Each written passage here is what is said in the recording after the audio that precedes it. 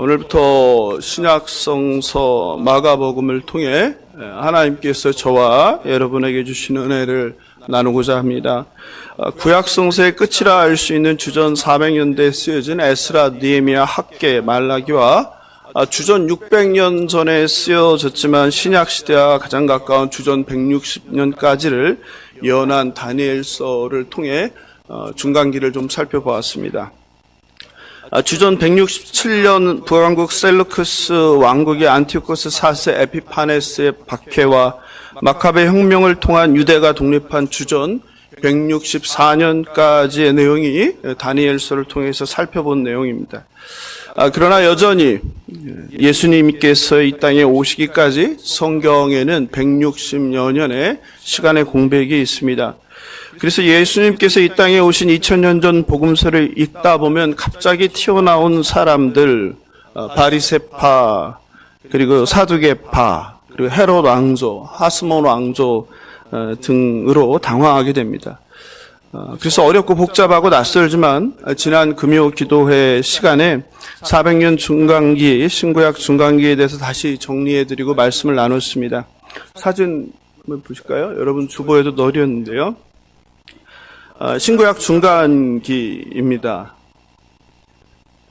예, 사진 보시고 주보에도 있으니까 참고하시면 좋겠어요. 그리고 뭐 이거 봐도 그게 와닿지 않으니까 아직 듣지 못하신 분들은 금요 기도회 설교를 좀 들으시고 또 한 번 들어도 무슨 소리인지 모르니까 여러 번 좀 들어서 400년 중간기 동안 예수님이 오실 길을 하나님께서 어떻게 준비하시는지를 좀 익히시면 좋을 것 같습니다.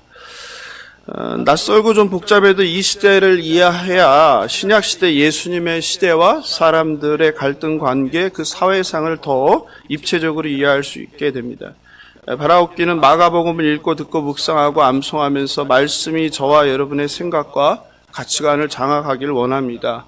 무엇보다도 그 말씀이 살아서 우리의 삶을 이끌길 원합니다. 얼마 남지 않은 2023년 마가복음을 통해 만나는 예수님의 사랑과 진리로 감사와 기쁨, 그리고 다시 오실 예수 그리스도로 소망 가득한 시간 되시길 주님의 이름으로 축원합니다. 하나님의 백성들에게 4개의 다른 복음을 주셨습니다. 마태, 마가, 누가, 요한 복음입니다. 마태복음이 신약의 천문을 열기 때문에 마태복음이 가장 먼저 쓰였을 거라고 생각하는데 그렇지 않죠. 마가복음이 가장 먼저 쓰인 책이죠. 하나님께서는 왜 우리에게 4개의 다른 복음을 주셨을까요? 왜일까요? 오늘 마가복음을 시작하면서 여러분과 함께 나눌 첫 번째 주제는 우리에게 주신 4가지 복음에 대해서입니다. 4개의 복음서가 2000년 전 오신 예수님의 삶과 예수님이 하신 말씀과 예수님이 행하신 사건을 설명합니다. 그런데 동일한 한 사건에 대해서 복음서마다 조금씩 다릅니다. 저자가 다르고 처해 있는 상황이 다르고 그 성경 저자의 1차 독자가 다릅니다. 그나마 마태, 마가, 누가는 비슷한 관점에서 쓰였다고 해서 이 세 개를 공관 복음이라고 부릅니다. 한자로 공통된 관점으로 기술한 책이다 이런 말이죠. 그러나 요한복음은 완전히 다릅니다. 어떤 분들은 성경을 읽다가 복음서의 차이점을 발견하고 어떻게 성경이 무어한데 이렇게 다를 수가 있냐고 질문합니다. 많은 목사님들께서는 성경은 진리이고 성경은 무어하니까 조금도 다른 것이 없다고 말씀하십니다. 분명히 눈에는 다른 게 있는데. 성경에 이해 안 되는 내용들이 궁금해서 질문하는 성도에게 의심하지 말고 묻지도 말고 따지지도 말고 무조건 믿으라고만 말씀하고 그것이 좋은 신앙인 양 한국교회는 가르쳐 왔습니다. 그런데 나름 성경 읽기를 꼼꼼히 하시는 분들은 또 생각하면서 비교하면서 읽는 분들 입장에서는 4개의 복음을 읽으면서 부딪히는 부분, 서로 다른 진술에 대해서 당황하지 않을 수 없습니다. 궁금해하지 않을 수 없습니다. 제가 가장 안타까운 것은 대부분의 성도님들이 무조건 믿으라는 이 말에 너무나 오랫동안 익숙해져 버려서 성경을 읽는데 생각을 하지 않는 거예요. 그래서 성경이 뭐가 다른지, 또 다른 이유는 무엇인지, 또 그 말씀이 의미하는 것이 무엇인지를 고민하지도 않는 경우가 많습니다. 생각하고 싶어 하지도 않아요. 그냥 교회 오면 주일 예배 그냥 툭하니 그냥 생각을 놔버립니다. 그리고 그냥 내가 좋아하는 말씀만 취사 선택하여 좋아합니다. 문맥은 상관없이, 맥락은 전혀 상관이 없습니다. 그래서 주변에 질문하고 따지는 성도를 보면 속으로 하나님 말씀 그냥 믿으면 되지 거참 까다롭게 구네라고 생각합니다. 그런데 성도 여러분, 네 개의 복음서의 차이가 사소한 내용이라면 뭐 얼마든지 무시할 수 있죠. 오래된 책이고 오랜 역사를 걸쳐서 쓰여졌고 전해졌으니까. 그런데 너무 중요한 사건의 진술에서 다른 것을 보면 그냥 무조건 똑같다고 믿기가 어려워집니다. 고개를 갸우뚱하지 않을 수 없습니다. 특별히 가장 중요한 십자가 사건과 예수님의 부활 사건에 대해서 좀 얘기를 하고 싶은데, 예수님의 부활 사건을 보면 네 개의 복음서가 좀 다릅니다. 그렇죠? 어떻게 다른지 아시죠? 마가복음 16장 5절에 보면, PPT 제가 준비했는데, 무덤에 들어가서 흰 옷을 입은 한 청년이 있어요. 누가 있어요? 흰 옷을 입은 한 청년이에요. 근데 마태복음 28장 2절 3절에 보면요, 흰 옷 입은 청년이 아니라 누가 앉아 있어요? 천사가 앉아 있습니다. 그리고 누가복음 24장 3절 4절을 보면 더 혼란스럽게 하는데요. 왜냐하면 숫자가 달라져요. 어떻게 다릅니까? 한 사람이 아니라 두 사람이 있습니다. 아니 모양을 보고서 천사라고 했다, 청년이라고 했다, 이건 얼마든지 가능하죠. 근데 하나랑 둘은 다르지 않습니까? 요한복음 20장 12절을 보면 마찬가지로 뭡니까? 흰 옷 입은 두 천사라고 하죠. 그렇죠? 이렇게 너무나 중요한 부활 사건을 목격했는데 목격한 저자들이 성경 저자들이 쓴 내용이 다르다. 이거에 대해서 어떻게 생각하셨어요? 질문해 보셨습니까? 목사님들한테?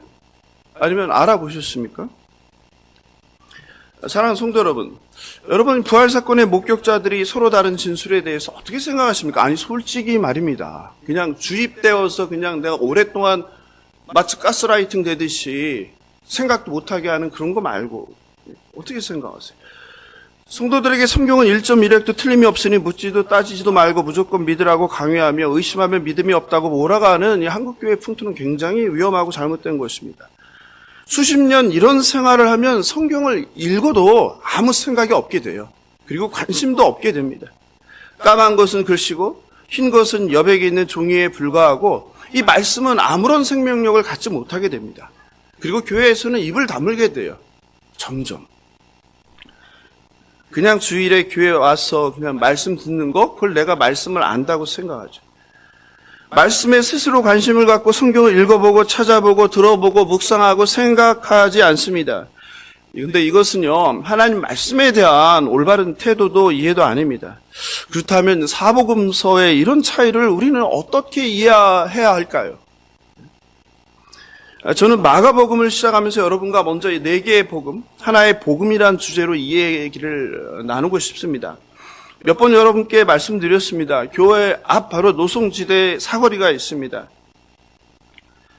정가운데, 노송지대 사거리에서 정가운데에서 교통사고가 발생했습니다.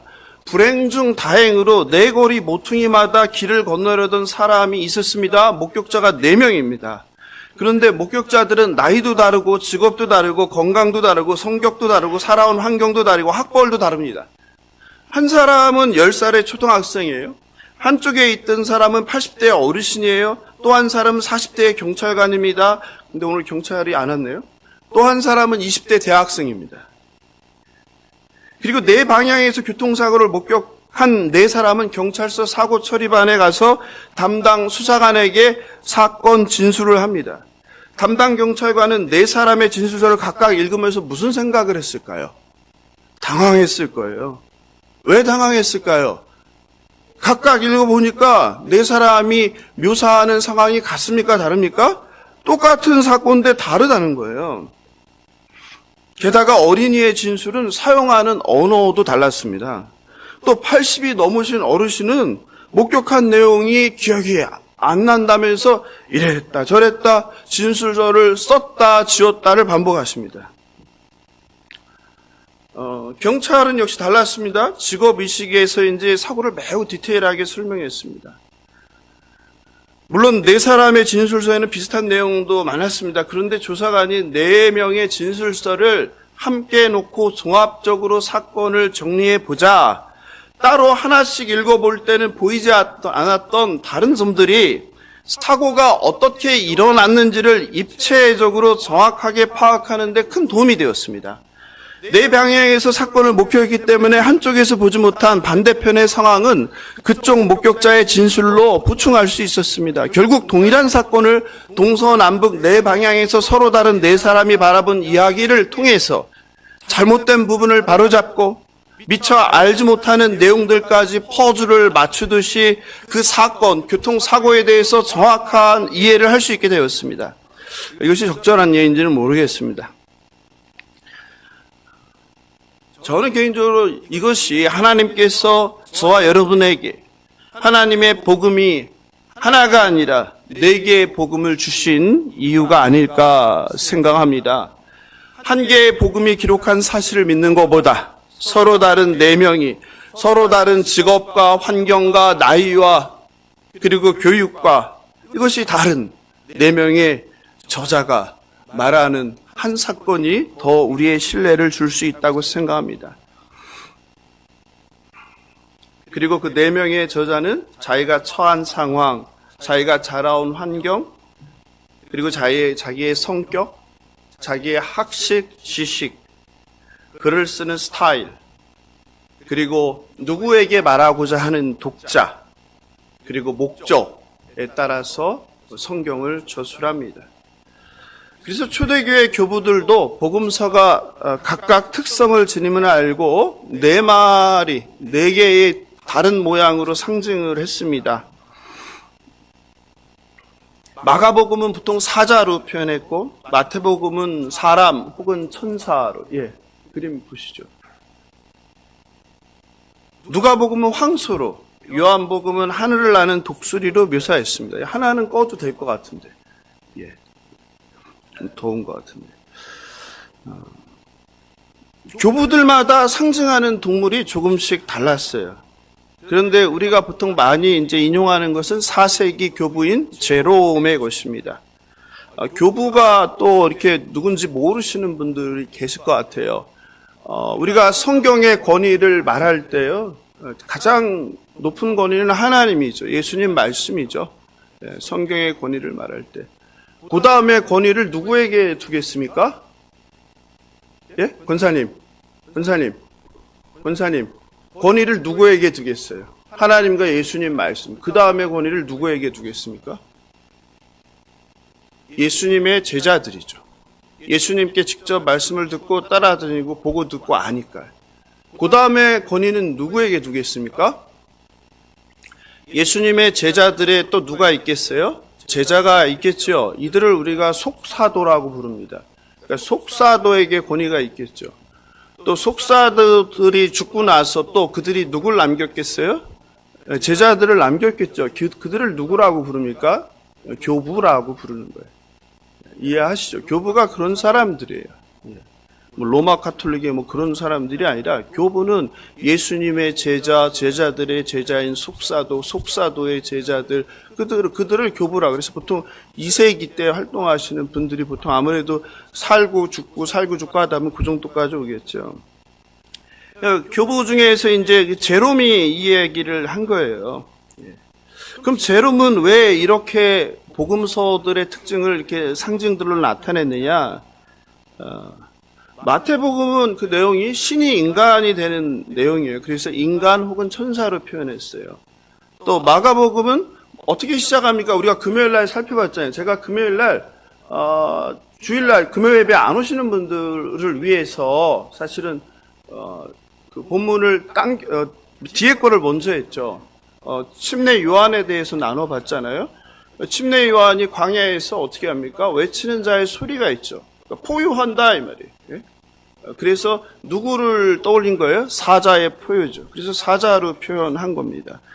누가복음은 희생 제물이라는 의미에서 황소로 상징했고, 그리고 요한복음은 그 하늘에서 내려다보는 듯한 느낌이라는 거예요, 성경이.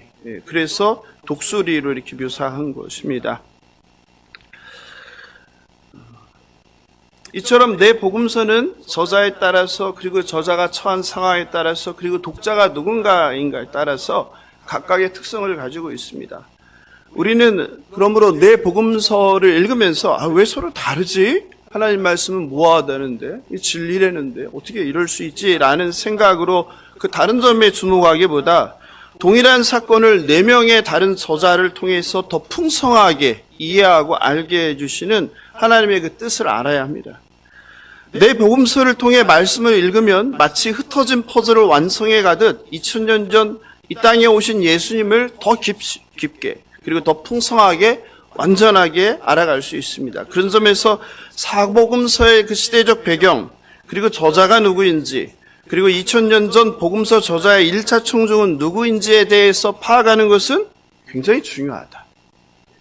바라옵기는 네 개의 복음을 통하여 예수 그리스도가 누구이고 예수님께서 하신 일이 무엇을 의미하는지 정확하게 깨닫는 저와 여러분 되길 주님의 이름으로 축원합니다.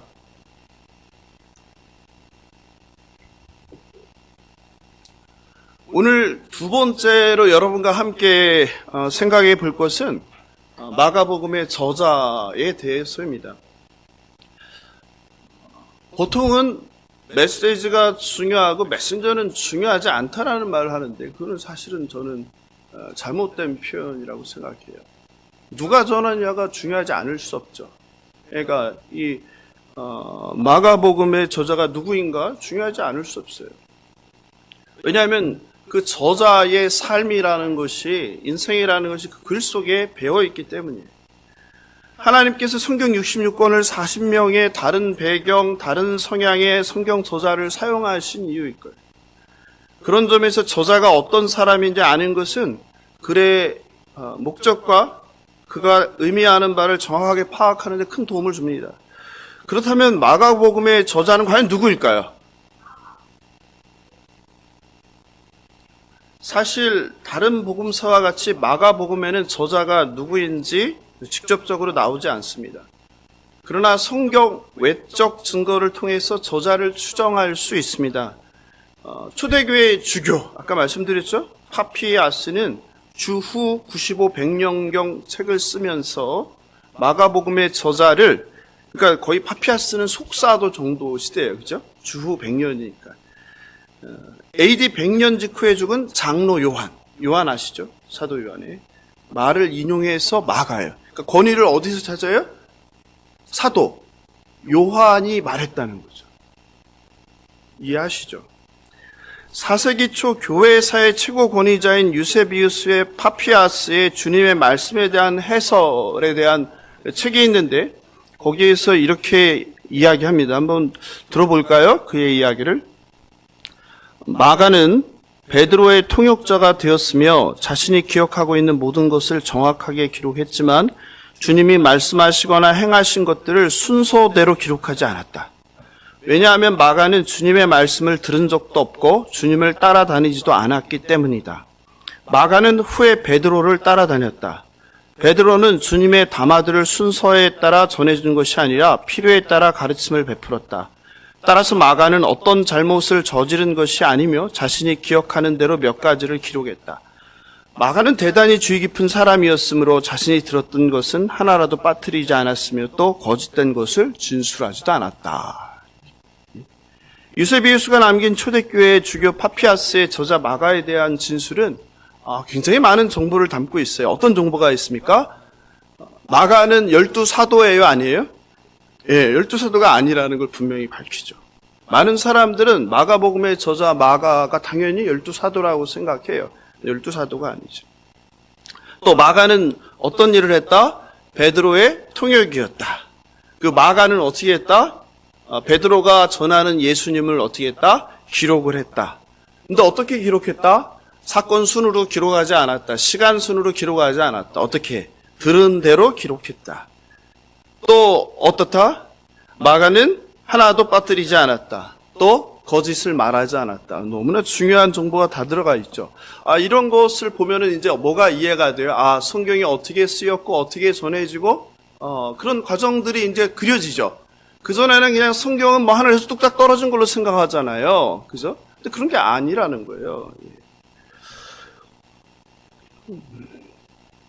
거기서 제일 중요한 말씀은 그거죠. 거짓된 것을 진술하지 않았다. 사실을 진술했다. 마가가 저자라는 또 다른 증거는 AD, 좀 더 후절 180년경에 이집트 알렉산드리아, 우리가 중간기 때 많이 외웠죠. 프톨레마이오스의 왕국의 수도. 예? 그 알렉산드리아 하면 뭐가 떠올라요? 세계 최대의 도서관을 건립. 그리고 무엇을 했다? 하나님께서는 이방 나라 이방왕을 통해서 히브리인들의 성경인 타냐크를 세계 최초로 뭐로? 헬라어로 번역을 했다. 할렐루야죠. 하나님의 역사하심이죠. 이런 것들이 한국교회에서 가르치는 그 침묵기라는 그 기간에 침묵기가 아니라는 거예요. 하나님께서는 뭐 하는 거예요? 오실 메시아 예수 그리스도, 보내실 예수를 위해서 다 길을 닦고 계신 거죠. 그래서 이방 나라 이방 왕을 통해서 뭐 하는 거예요? 히브리인들, 소수민족만 읽던 성경을 뭐로? 전 세계 공용어인 헬라어로 번역한 거죠. 얼마나 신기합니까? 이런 걸 보면. 그때, 그러니까 이집트 알렉산드리아에 있는 또 클레멘스가 언급합니다. 한번 볼까요? 베드로가 로마에서 공개적으로 말씀을 전파하고 성령의 가마 아래에서 복음을 선포했다. 너무 중요한 내용이 나오죠. 예? 말씀을 설교하는 거죠. 그런데 어떻게 했다는 거예요? 성령의 감동으로 복음을 선포했다는 거예요. 누가요? 베드로가 로마에서.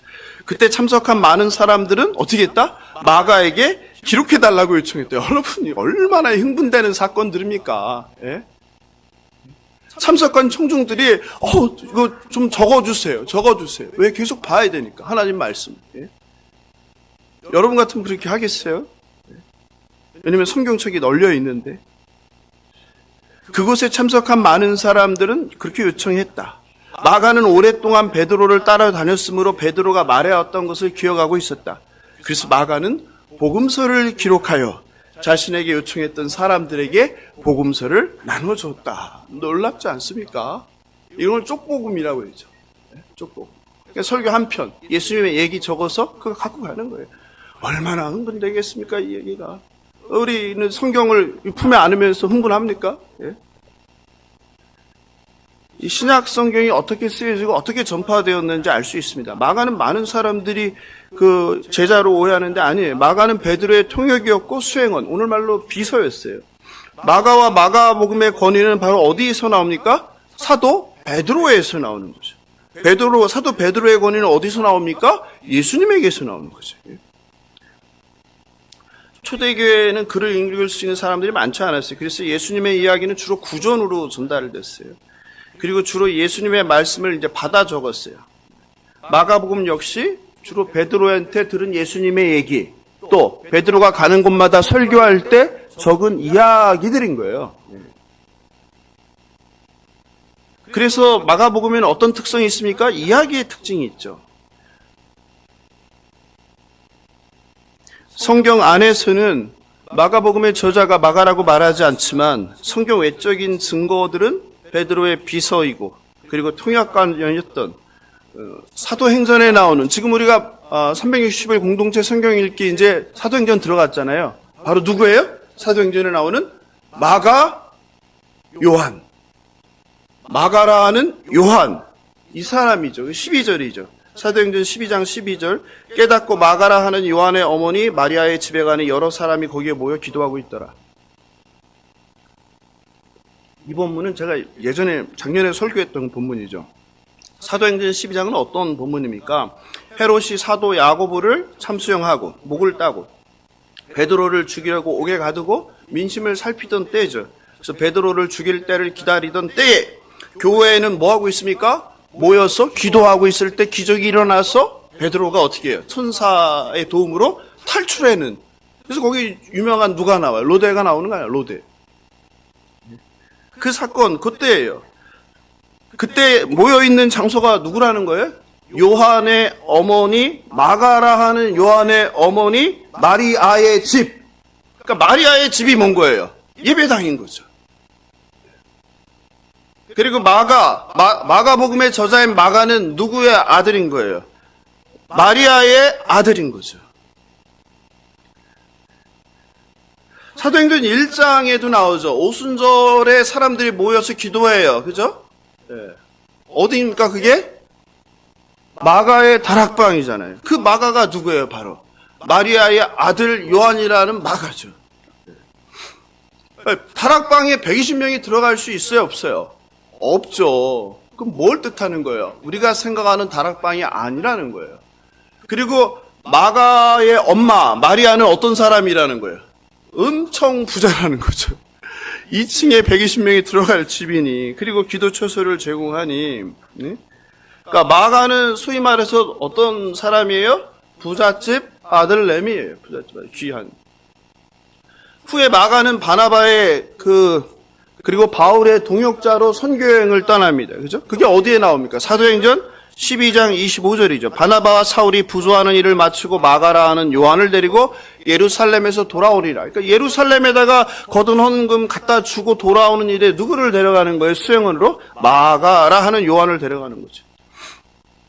그러나 마가는 아직은 어리고 미숙한 때문인지, 아니면 부잣집 아들로 고생을 해보질 않아서 그랬는지, 나중에 선교여행을 가는데 어떻게 합니까? 예, 군사님 어떻게 해요? 선교여행을 갔다가 중도에 포기하고 예루살렘으로 돌아오죠. 그 사도행전 13장 13절이죠. 바울과 및 동행하는 사람들이 어디에 있어요? 예? 이거는 거의 다 안 잊어먹는데 바보라. 네. 이거는 성경 퀴즈에 많이 나오잖아요. 안 까먹죠. 바보에서 배 타고 밤빌리아에 있는 버가에 이르니, 우리도 버가를 안 해요. 요한은 그들에게서 떠나 예루살렘으로 돌아가고, 이게 나오죠. 선교여행을 갔는데 돌아온 거예요. 왜 돌아왔겠어요? 부잣집 아들이니까. 그리고 이 일로 인해서 바울은 어떻게 됩니까? 화가 머리끝까지 치솟았죠. 원래 바울은 성질이 그렇죠. 좀, 예. 마가에게 엄청 실망했습니다.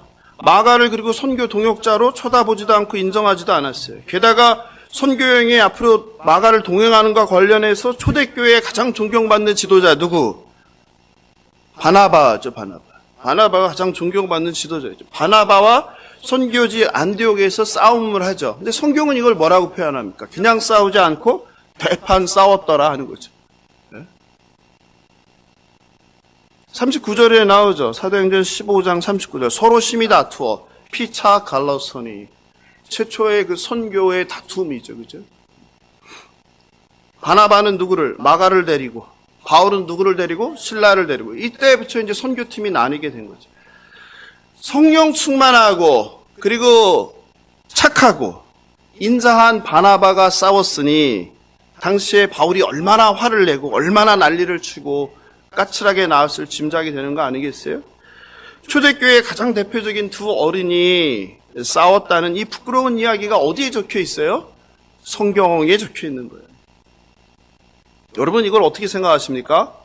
바나바, 바울, 마가를 존경하고 따르던 후대의 제자들이 이 내용을 얼마나 지우고 싶은 유혹에 시달렸을까 한번 생각해 보시기 바랍니다. 그러나 지울 수 있습니까? 없습니까? 없는 거죠. 왜? 하나님의 말씀이니까, 사실이니까. 성경이 이렇게 부끄러운 믿음의 조상들의 역사, 심지어 심하게 다투기, 싸우기까지 하고 서로 토라져서 갈등하고 갈라지는 것까지 싫었다는 것을 보면 오히려 우리는 성경이 얼마나 진실되고 사실인가를 신뢰성을 가질 수 있는 것입니다. 그런데 우리는 여기서 살펴볼 것이 초대교회 두 지도자가 사람을 대하는 그 다른 방식과 태도를 좀 생각해 볼 필요가 있습니다. 바울은 정말 단호한 사람이에요. 뜨거운 사람이에요. 바울은요, 목적지향적이에요. 결과지향적이에요. 효과를 내야 돼요. 결과를 내야 되는 사람이에요. 반면에 바나바는 어떤 사람입니까? 정말 인자하고 성숙한 사람이에요. 과정이 중요한 사람이에요. 그리고 사람이 중요한 사람이에요. 그래서 사람들은 누구를 좋아하겠어요? 뭐 성향 따라 다르겠지만 바나바는 정말 적이 없고 존경받고 사람들이 많이 따랐다고 하죠. 저도 개인적으로 바나바를 되게 좋아해요. 제가. 사도행전 11장 24절에 보면 나오죠. 바나바는 착한 사람이요, 성령과 믿음이 충만한 사람이라. 이 세상에 성경에서 이보다 더 좋은 칭찬을 받은 사람이 몇이나 됩니까? 착한 사람이요 성령과 믿음이 충만한 사람이라. 이에 큰 무리가 죽게 더하여지더라. 다른 사람이 많을 수밖에 없죠. 바나바는 그 이름이 위로의 사람이란 뜻이에요. 자기의 이름처럼 위로하는 삶을 산 거예요. 사람들을, 연약한 사람들 붙잡아주고 세워주고. 그러나 바울은 어떤 사람이에요? 한 번 아니면 뭐예요? 아닌 거예요. 그냥 지워버리는 사람이에요. 물론 바나바가 이렇게까지 연약한 마가를 품을 수 있었던 것은 마가 요한이 바나바의 친척 관계이죠. 생질이라고, 생질? 네, 생질. 외사촌, 생질. 이처럼 사도 바울이 함께 선교 여행조차 하지 않겠다며 거절했던 마가 요한이 나중에 뭐가 되는 거예요? 베드로의 비서, 베드로의 수행원. 베드로 또 뭐 하는 사람이에요? 한승질하는 사람이잖아요. 급한 사람이잖아요. 그래서 마가복음은 어떻습니까? 급하잖아요. 마가복음은 막 지나가잖아요. 정신없이 가잖아요. 복음서 중에서 제일 짧잖아요. 16장. 왜냐하면 누구 얘기니까? 베드로가 불러주고 누가 썼으니까? 마가가 썼으니까.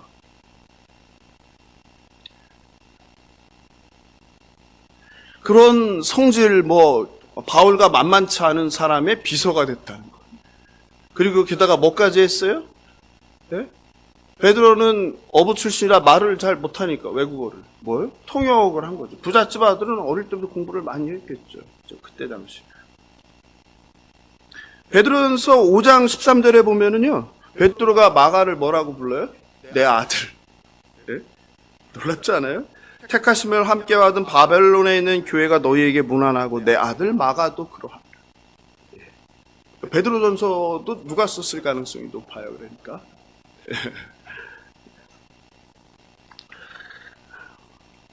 정말 놀랍고 감동스러운 일입니다. 그런데요, 더 놀라운 일이 있습니다. 마가 요한을 싫어했던 사도 바울이 죽기 전에 감옥에서 누구를 찾습니까? 예? 누구를 찾겠어요? 마가 요한을 찾아요. 디모데에게, 영적 아들이죠. 디모데는. 바울의 아들은 디모데인데 디모데에게 이런 요청을 해요. 디모데후서 4장 11절 같이 읽어볼까요? 시작.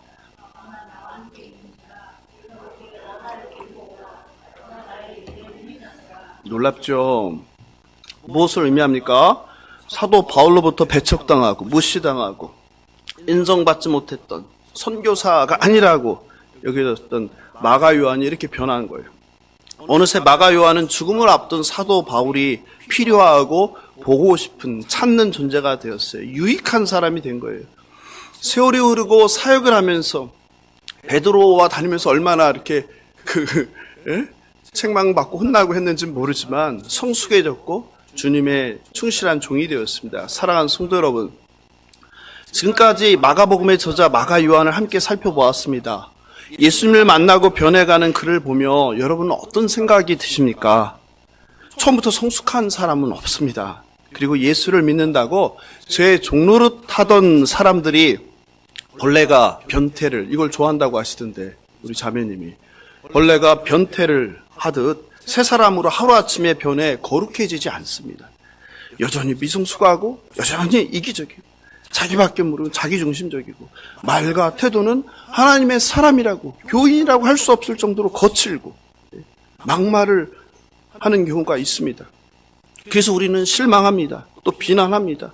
때로 믿는 사람이 어떻게 저럴 수 있나 싶을 때도 있을 것입니다. 그래서 참다 못해 상종 못할 사람이라며 포기하고 관계를 끊어버립니다. 교인들이 잘하는 거 그거 아니에요?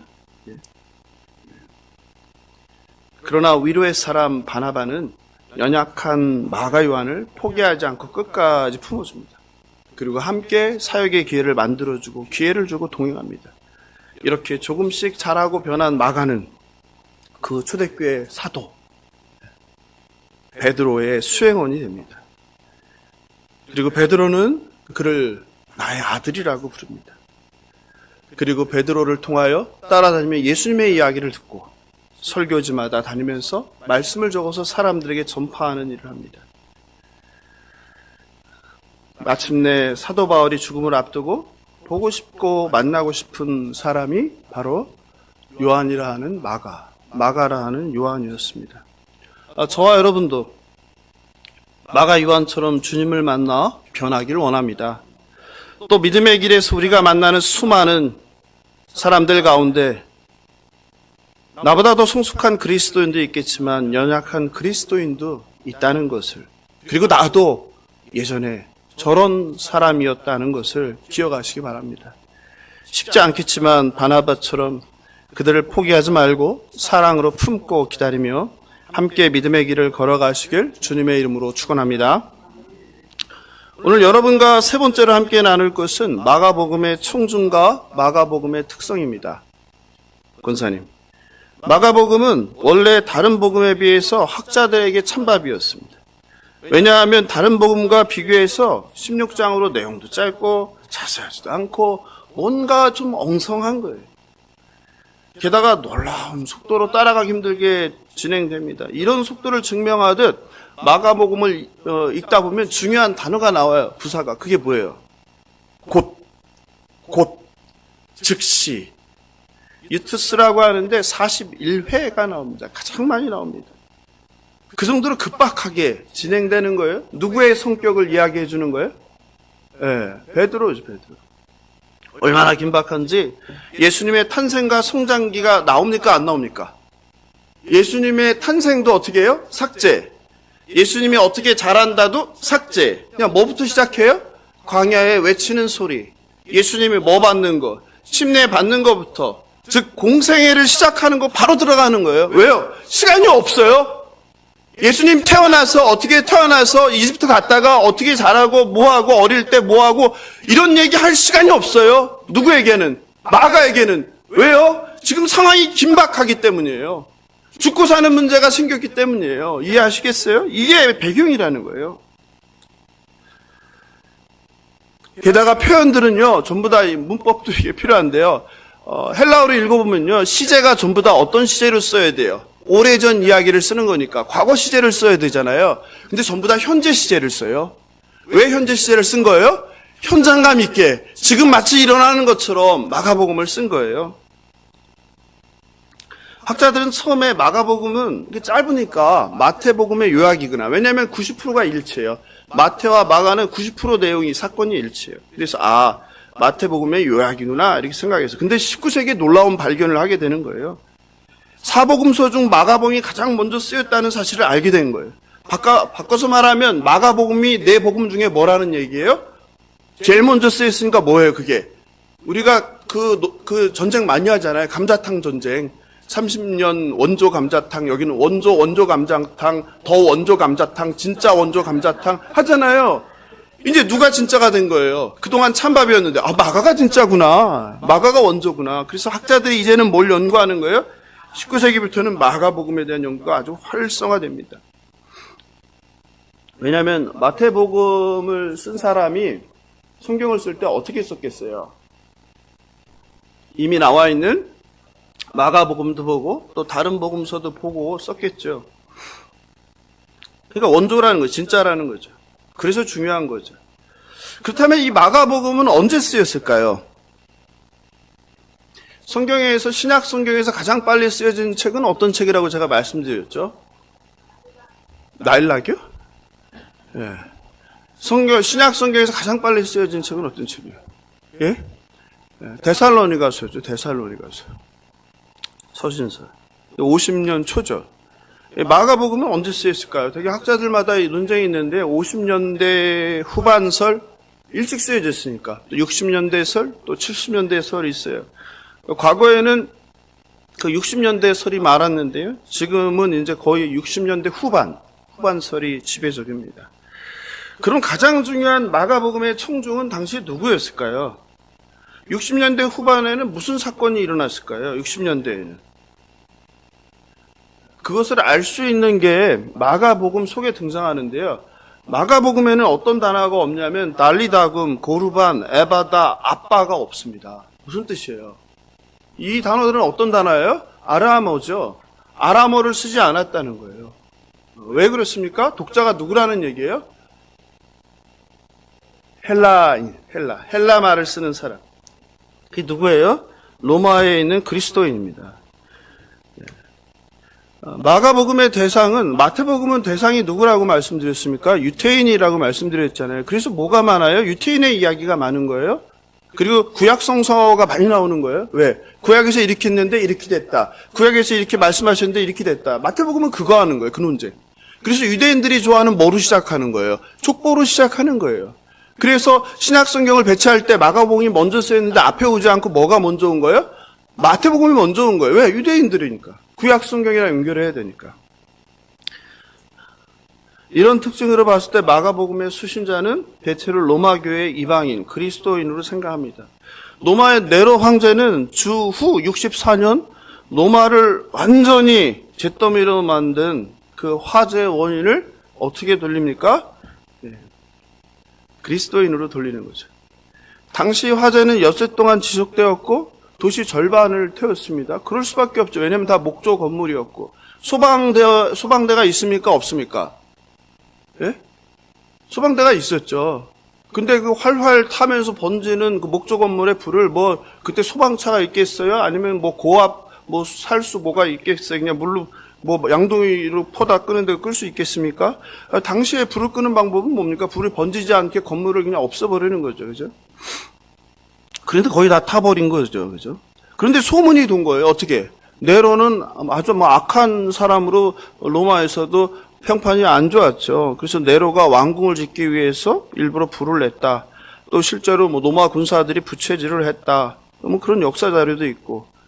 이런 상황이에요. 근데 사실은 네로는 좀 억울한 거죠. 네로는 밝혀진 역사로는 그때 당시에 로마에 없고 휴양지에 가 있던 상황이었다. 이렇게 알려져 있죠. 근데 누명을 썼죠. 그런데 이 소문이 진정이 되질 않는 거예요. 네로를 싫어하는 사람이 많으니까, 원로원에. 네로를 어떻게 잡으려고 하니까. 그러다 보니까 네로가 생각한 게 어떤 생각을 한 거예요? 당시에 로마에서 확장하고 있는 세력, 이상한 세력, 그리스도라는 세력, 얘네들한테 누명을 씌운 거죠. 그래서 그리스도인들이 방화를 했다 된 거죠. 로마 역사가 타키투스는 그 사건을 이렇게 묘사합니다. 한번 볼까요? 소문을 제거하기 위해 네로는 혐오스러운 행동으로 미움을 받는 계층, 여기 나오죠. 미움을 받고 있었다는 거예요. 왜냐하면 돼지고기도 안 먹고 여러 가지 이상한 자신들이 보기에는 대중에게 그리스도인이라 불리는 계층에게 죄를 뒤집어 씌우고 가장 극악한 고문을 가했다. 여기가 되게 중요한데요. 그리스도인이라는 이름의 기원이 되는 자인 크리스투스 나오죠. 크리스투스가 누구예요? 예수님, 그리스도가 디베리오 치세의 그의 총독 중 한 명인 누구? 본디오 빌라도에게 극도해버린 뭐예요? 십자가 처형이죠. 다 나오잖아요, 역사에. 그죠? 이렇게 잠시 저지되었던, 그래서 잠깐 그리스도인들이 확산되는 게 멈췄다. 가장 해로운 미시는 악의 첫 번째 출처인 유다에서뿐 아니라 심지어 세계 모든 지역의 모든 섬뜩하고 수치스러운 것들의 중심지가 되고 유행이 시작되는 곳인 어디? 로마에서 얘네들이 다시 시작한다 이거예요. 그래서 그리스도인들을 다 잡아들이는 거예요. 그 다음 그들이 알려준 정보에 따라서 이제 또 다른 사람을 잡는 거죠. 근데 중요한 건 이거예요.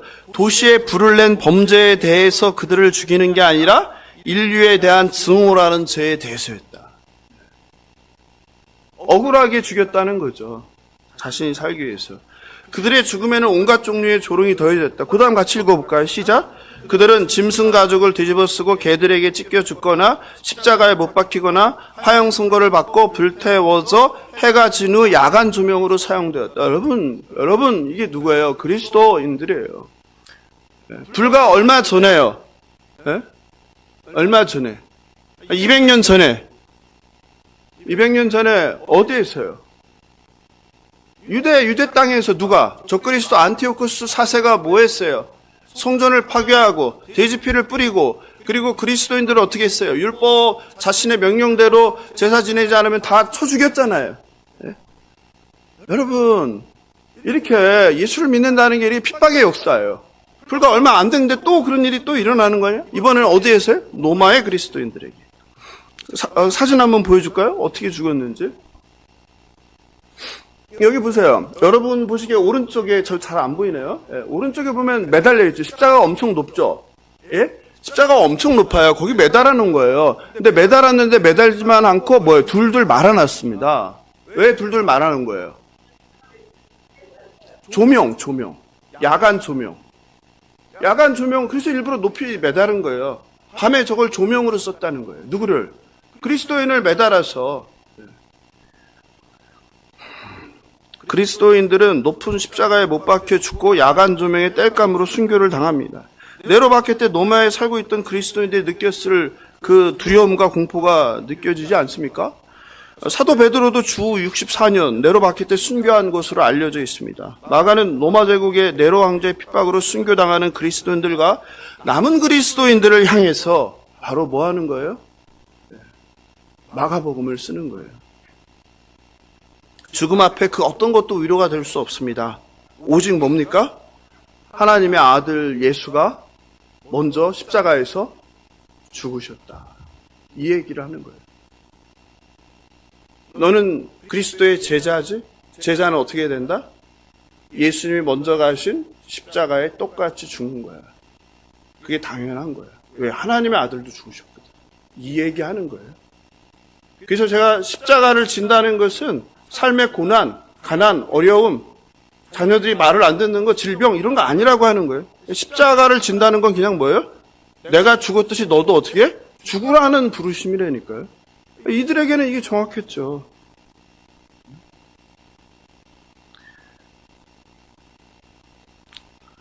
즉 고난당한 종 예수를 말하는 거예요. 그래서 마가복음은 끝까지 어디로 갑니까? 끝까지 뭘 향해서 가요? 예? 십자가를 향해서 가는 게 마가복음 아니에요. 십자가에서. 십자가로 끝까지 가는 거 아니에요.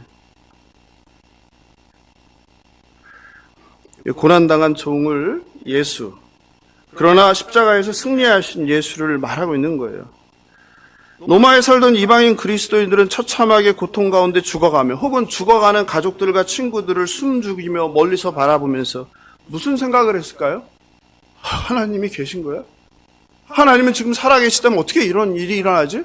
하나님은 도대체 누구야? 하나님은 어디 계셔? 하나님은 왜 침묵하셔? 이렇게 울부짖었던 거예요. 마가는 게다가 스승인 베드로의 순교를 보며 사도 바울의 순교를 보며 로마 제국에서 핍박당해 죽어가는 그리스도인들을 위해서 바로 뭘 쓴 거예요? 마가복음을 쓴 거예요. 이런 순교에 핍박받는 그리스도인들에게 보내는 편지를 쓸 때 마가의 마음은 어떤 마음이었을까요? 이것이 다른 복음서와 달리 예수님의 탄생 이야기도 없고 어린 시절 이야기도 필요 없는 이유예요. 왜? 다 죽기 때문에. 오직 뭐만 중요한 거예요? 십자가에서 죽으신 하나님의 아들, 십자가에서 사망을 이기신 하나님의 아들 예수만 필요한 거예요. 어린 시절이고 탄생이고 아무 필요가 없는 거예요. 그래서 마가복음은 급하게 시작하는 거예요. 그리고 급하게 어디로 가는 거예요? 십자가를 향하여 달려가는 거예요. 왜? 죽음 앞에서 그거 말고는 소망이 없기 때문입니다. 그러므로 아무 생각 없이 마가복음을 읽지 마시고 죽음 앞에 두려워 떨고 있는 형제 자매를 생각하며 쓴 그림을 기억하며 마가복음을 읽으시기 바랍니다. 그래서 마가는 오늘 본문처럼 마가복음의 1장 1절을 어떻게 시작할까 얼마나 고민했겠습니까? 저도 매 주일마다 금요 예배 준비하면서 설교를 어떻게 열까 얼마나 고민하는지 모르는데 마가는 어떻겠습니까? 사람이 죽느냐 사느냐 이 기로에 서 있는 그 죽어가는 사람들에게 어떤 말로 시작할까? 고민 속에서 나온 말이 바로 뭐예요? 하나님의 아들 예수 그리스도의 복음의 시작이라. 아멘. 이게 마가복음의 주제이고 핵심이에요.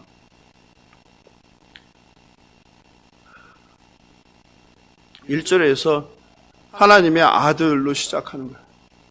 이것은 무슨 의미일까요? 예? 하나님의 아들. 뭐가 어쨌다는 거예요? 솔직히 얘기해보자고요. 여러분은 하나님의 아들이란 말을 들으면 심장이 뜁니까? 아니면 뭐 눈물이 납니까? 무슨 생각이 나나요?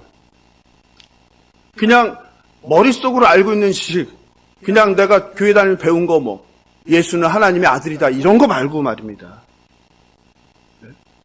내가 지식으로 아는 거 말고 여러분의 마음이 심장이 어떻게 반응하냐는 거예요. 만약 누군가가 자신이 하나님의 아들이라고 말한다면 여러분은 무슨 생각이 들어요? 속으로 말이 되는 소리를 해야지. 무슨 하나님의 아들, 미친놈. 이렇게 말할 거예요. 그렇지 않아요? 이처럼 하나님의 아들이란 말은 우리 문화와 인식에는 전혀 와닿지 않는 말이에요. 너무 잘 알고 있다고 착각하지 마시고 한번 생각해 보세요. 물론 저와 여러분은 예수를 믿고 하나님의 아들 예수를 떠올리겠지만 만약에 내가 예수를 믿기 전에 어땠을지 한번 떠올려 보세요. 또 여러분이 전도한다고 이런 얘기 하잖아요. 그 말을 듣는 믿지 않는 사람들은 어떤 반응일까, 어떤 느낌이 들까 한번 생각해 보시기 바랍니다. 아무 느낌이 안 들어요. 뭔 소리야요, 뭔 소리야. 네? 그런데 마가는 로마에 사는 그리스도인들에게 하나님의 아들로 시작하는 거예요. 왜 그러냐 이 말이에요. 왜 그러냐. 예? 생각 안 해보셨어요? 헬라와 로마는 다신교 사회예요. 헬라 사회에는 세상 영역마다 지배하는 신들이 있어요. 올림푸스의 12신 아시죠? 제우스는 뭐예요? 제우스는 제일 유명하니까 알죠. 하늘과 천둥 정의의 신이에요. 그리고 헬라의 신들은 결혼을 해요. 기가 막힌데. 제우스 신의 부인이 누구예요? 헤라. 바다의 신은 알죠. 어릴 때 뭐 만화 영화 봐서. 포세이돈. 태양신도 알죠. 아폴론. 지혜의 신도 알죠. 한때 우리나라에서 좀 이렇게 막 논란이 된 뭐 그런 게 있었어. 미네르바. 미네르바가 지혜의 신이에요. 아테네. 술의 신은 디오니시스 알죠. 게다가 결혼만 한 게 아니라 결혼해서 뭘 낳았어요? 자식. 그게 무슨 말이에요? 하나님의 아들. 이해되세요? 무슨 말을 하려고 하는지? 그들에게는 하나님의 아들이란 말이 익숙해요? 안 익숙해요? 예? 아주 익숙한 언어예요. 왜? 그들의 신들은 뭐 하니까? 결혼도 하고 뭐도 나니까. 자식을 낳으니까. 우리는 너무 낯설고 이해도 안 되는 아무 느낌 없는 말이지만 누구에게는 그리스 헬라 시대를 살아가는 사람들에게 하나님의 아들은 뭐예요? 그냥 와닿는 말이에요. 그렇지. 예수는 하나님의 아들이지. 그냥 와닿는 말이에요. 이해하시겠죠? 그래서 하나님의 아들이라는 표현을 쓴 거예요. 심지어는 신이 누구랑도 결혼을 해요? 인간하고도 할 수 낳잖아요. 그게 누구예요? 헤라클레스 아니에요? 얼마나 웃겨요. 게다가 그럼 이제 로마예요. 로마의 이방인들은 어땠을까요?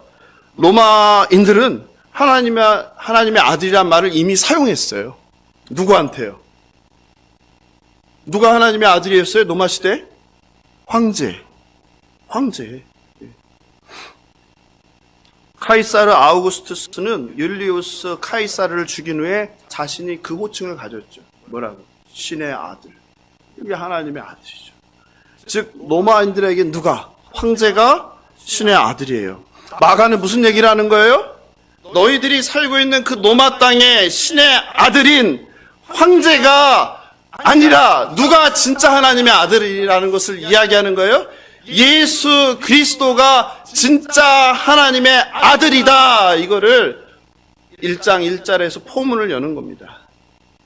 그리고 그 로마의 박해 안에 세상 왕에 의해서 핍박받고 죽어가는 그들에게 진짜 하나님의 아들 예수 그리스도께서 십자가에서 죽으심으로 사망과 권세를 이기고 승리하셨다. 승리하신 십자가 위에 예수 그리스도를 바라봐라. 이 얘기를 하는 거예요. 그래서 하나님의 아들로 시작하고 마가복음은 하나님의 아들로 끝나는 거예요.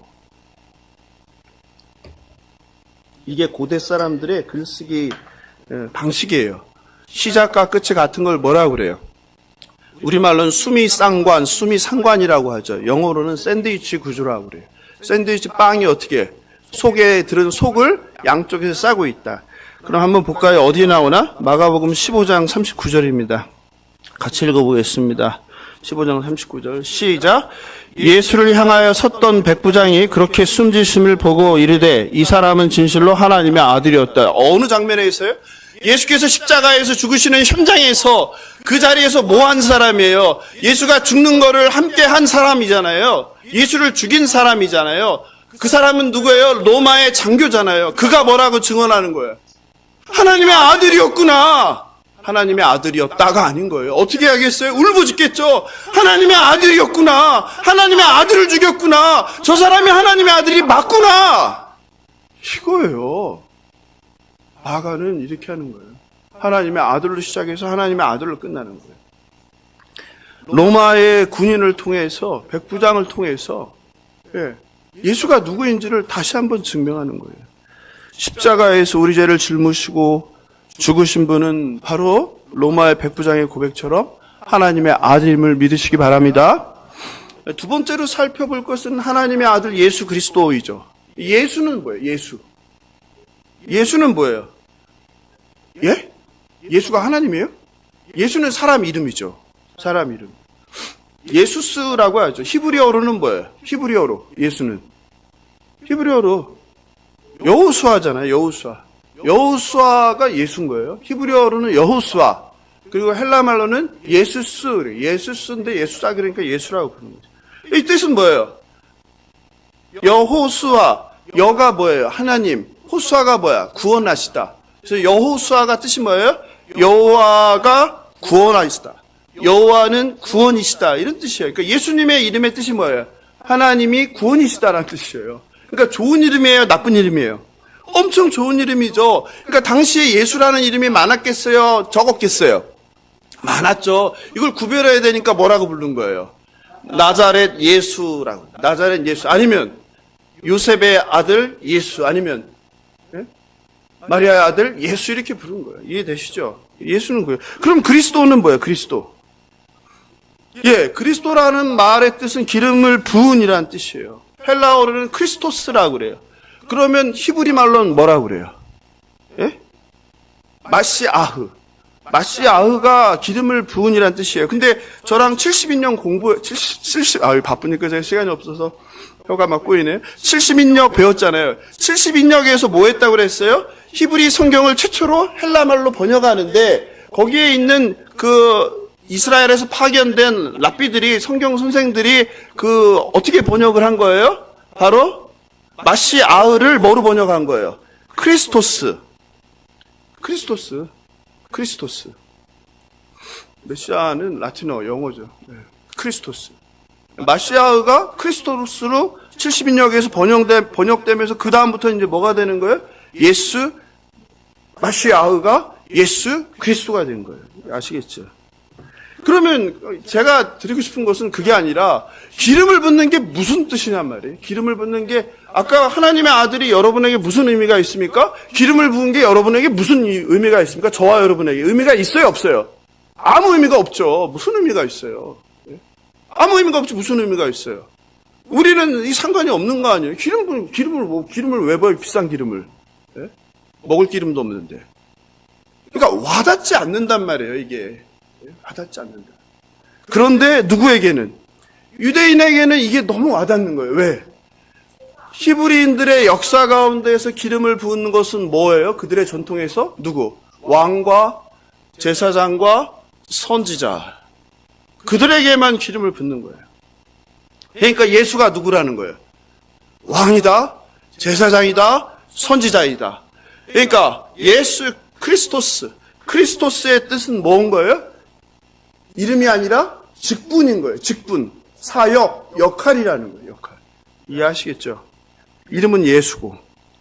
그런데 아무런 느낌이 안 나요. 그래서 우리 초대교회에서 전도할 때 이런 용어들을 어떻게 그냥 쓰면 이방인들이 느낌이 와요, 안 와요? 안 와요. 그래서 우리나라도 와서 뭐라고 불렀어요? 하나님을. 우리나라 민족을 보니까 뭐라고 불러요? 하느님이라는 게 있잖아요. 그래서 우리나라에서 뭐라고 부른 거예요? 하느님으로 부른 거예요.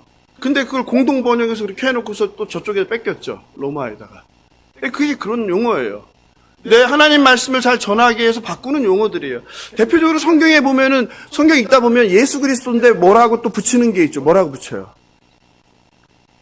네? 복음서에 많이 나오잖아요. 뭐라고 부르죠? 예수 그리스도 앞에 한 단어를 붙이는데.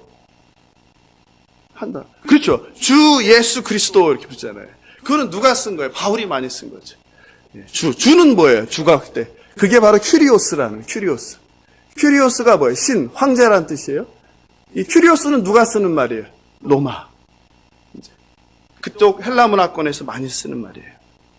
그러니까 그때 당시 헬라나 로마 사람들에게는 큐리오스 하면 뭐가 딱 떠오르는 거예요? 신들이 떠오르는 거예요. 신들이. 이게 자동적으로 쓰는 말이에요.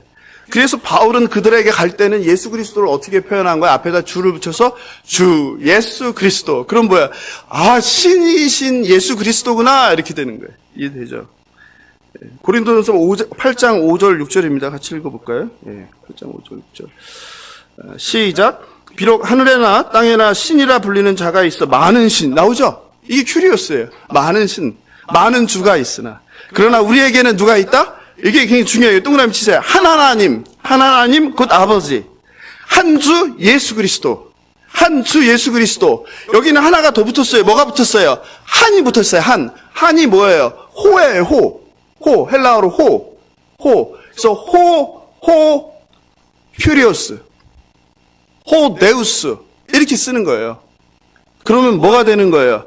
이제는 많은 신이 아니라 뭐다? 신들 중에 정관사 더와 같은 거, 영어에서. 그러니까 호라는 것은 정관사 더, 뭐예요? 유일한 것, 하나뿐인 거예요. 그러니까 신이 많은 게 아니라 누구만 있다? 하나만 유일하신 고유한 신이 있는데 그게 누구다? 예수 그리스도이다 이 말이에요. 하나님 호데우스, 한 주 예수 그리스도, 호 큐리오스 이 말입니다. 이해되시죠? 이제 마지막입니다. 이제 마지막으로 우리가 살펴볼 것은 1절에서 복음의 시작이에요.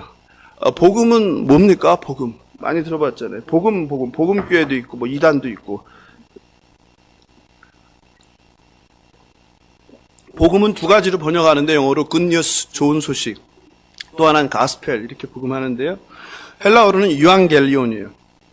근데 이것은 원래 일반적인 사회용어가 아니라 군사용어예요. 전쟁에서 승리했다는 뜻이에요.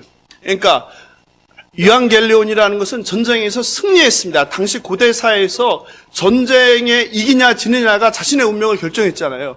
그러니까 이거보다 더 중요한 게 없는 거예요. 근데 유앙겔리온 하면 우리가 승리했다 이거. 그러니까 얼마나 기쁜 소식입니까? 이게 바로 복음이에요, 복음. 즉 무슨 얘기를 하는 거예요? 하나님의 아들 예수 그리스도가 십자가에서 죽으심으로 뭐 했다는 얘기예요? 승리하셨습니다. 어떤 승리를 하신 거예요? 세상에서 왕이 됐다는 거예요? 세상의 통치자가 됐다는 거예요? 그게 아니죠. 뭐예요?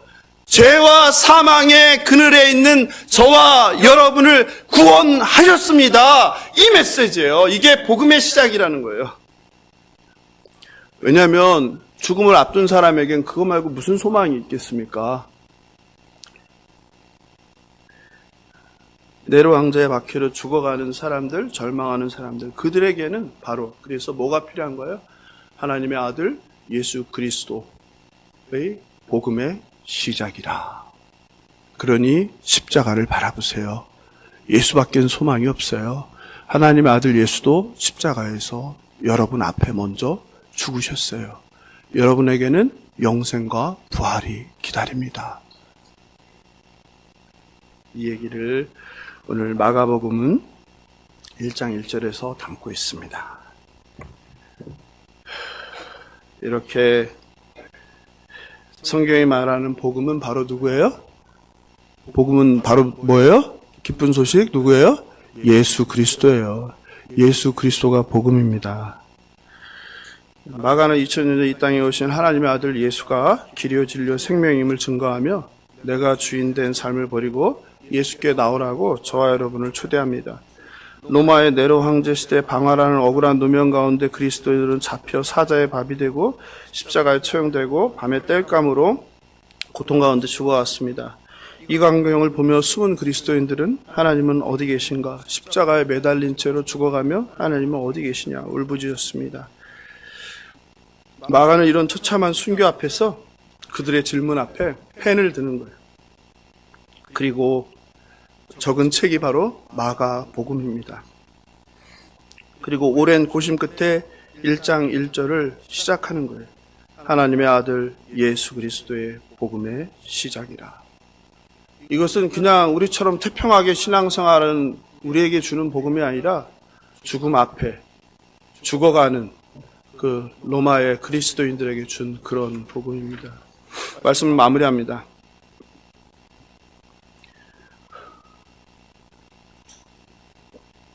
이 책을 쓰는 마가의 심정은 어땠을까요? 한 글자 한 글자 쓸 때마다 떨리지 않았을까요? 이 책을, 이 서신을 받은 로마의 핍박받는 그리스도인들의 마음은 어땠을까요? 마가는 눈물을 흘리며 책을 썼을 것입니다. 이 서신을 받은 그리스도인들도 다가오는 죽음 앞에, 공포와 두려움 앞에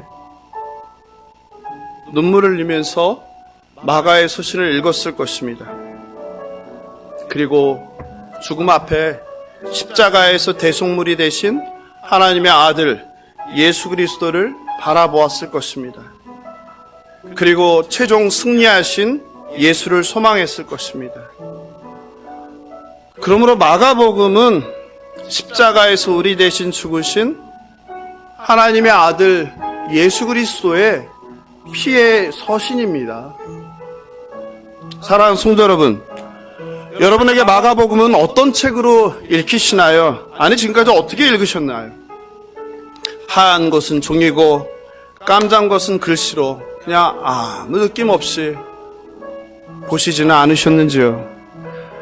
드디어 예수님을 만난다는 흥문도 기대도 없이 그냥 세상의 책보단 좀 나은, 그러나 나의 생각과 나의 삶과 나의 가치관에는 별 영향을 주지 못하는 그런 책으로 어느새 화석화되어 버리지는 않으셨는지요? 그래서 그렇게 말씀을 듣고 말씀을 읽고 말씀을 묵상하는데도 하나님의 뜻과는 상관없는 삶을 살아가는 거 아닙니까? 여전히 돈을 좋아하고 여전히 세상을 좋아하고 여전히 권력을 좋아하고.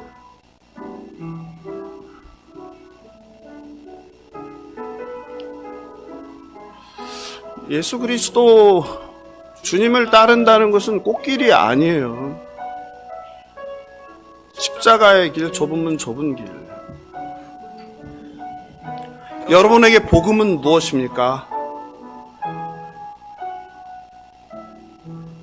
십자가에서 우리 죄를 대신하여 죽으신 예수, 그리고 부활하신 예수로 인하여 저와 여러분이 하나님 앞에 의로운 존재가 되었다는 것이요. 자격 없는 저와 여러분이 하나님 앞에 의로운 존재가 돼. 예수님이 복음입니다. 예수님이 길이요 진리요 생명임을 믿으시기 바랍니다. 복음은 더 이상 내가 인생의 주인이 아니라 예수님이 나의 왕이요 나의 주인이라는 고백이에요. 그런데 아직도 자신의 삶의 운전대를 잡고 운전하고 계십니까? 아니, 자신은 물론 가족들의 삶의 운전대까지 자신이 잡고 운전하고 있지는 않으신지요?